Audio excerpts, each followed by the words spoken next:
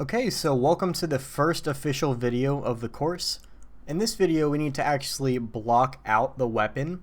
So this is a handheld device, right? This is something that someone would actually wield, which means we need to get the proportions correct. So obviously you don't want the trigger to be way farther away from where the grip is or something weird. It just wouldn't look natural. So we're going to actually use a real image to just block out the weapon, but for the rest of the course it's going to be our own artistic design.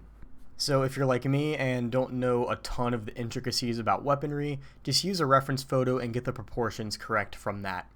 So to do that, we need to go up here to Edit and then Preferences, and under Add-ons, if you search for images, you're going to see this option called Import Images as Planes. So just tick that guy on, save your preferences, and now if we press Shift A, and I'll turn on the screencast key so you can follow along. Okay, so now if I press anything, you should be able to see it down here in the bottom right, so in case I miss something, you can just refer to what was displayed here. So we need to go into the front view in orthographic. So if you haven't installed machine tools or you just don't want to use it, all you have to do is press 1 on the number pad and then 5 on the number pad to go into orthographic. But since we're using machine tools to actually get into those side views, all you really have to do is press this tilde key right here, and there's going to be an option for front. We're going to tick on that, and you're going to see we're still in front perspective, so let's just press 5 on the number pad to go into orthographic. So now we can match this up perfectly. Okay, so now we should be able to just press Shift A. We're going to go to Image and then Reference because we're adding a reference photo. So you can't see the screen on here because I have a window capture displayed. Basically just open the reference photo we're using for the course. It should display a menu and you can just go and select it, and then it'll basically just drop into the scene. As you can see, my specific photo was transparent in the background, so I think it's just a little bit nicer.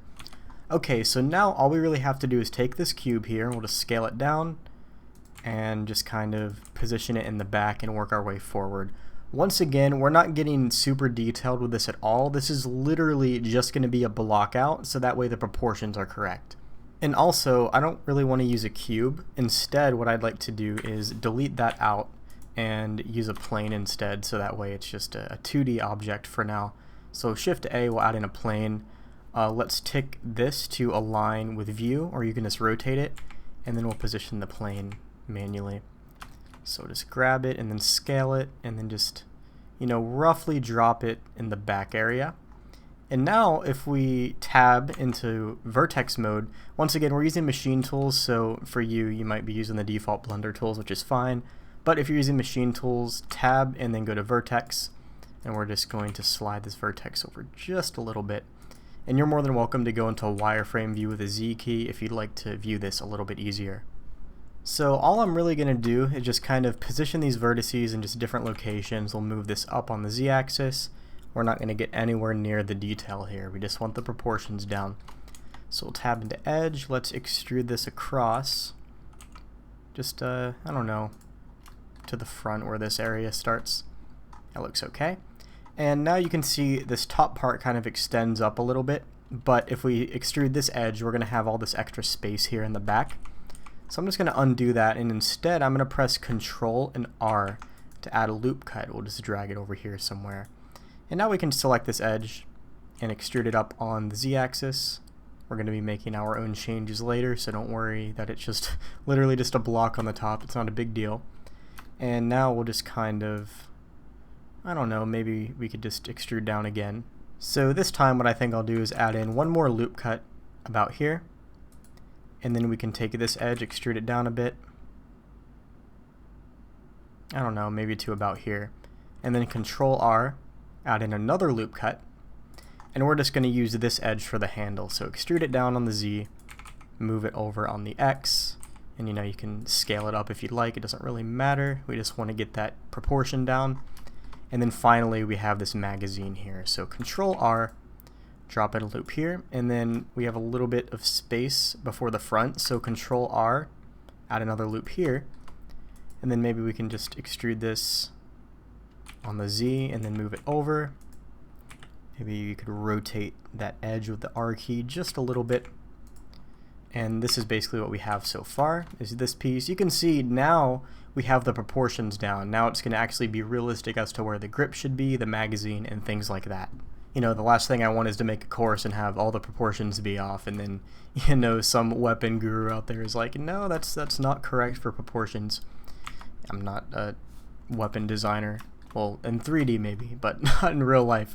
So yeah, I'm going to hop back into wireframe, and let's just extrude this edge out. Maybe to about here. Control R, add a loop cut, extrude up a little bit, and then maybe extrude down a little bit just for detail. We can always remove these areas later.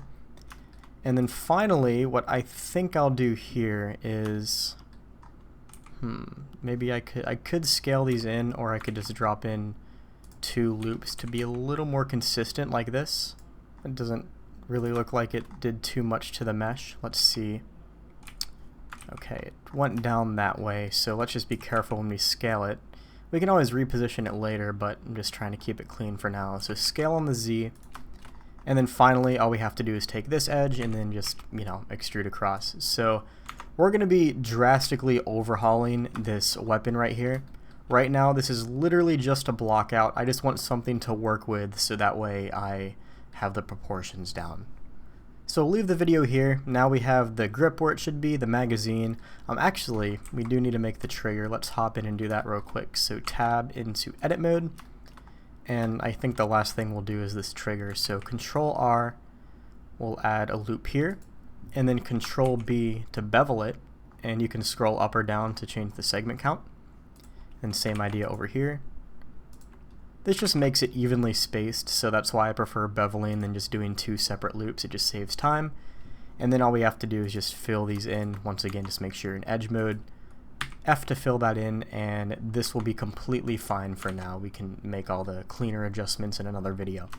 So yeah, that's about it. This is what we have so far, just a general proportion setup, and in the next video we'll continue on with this.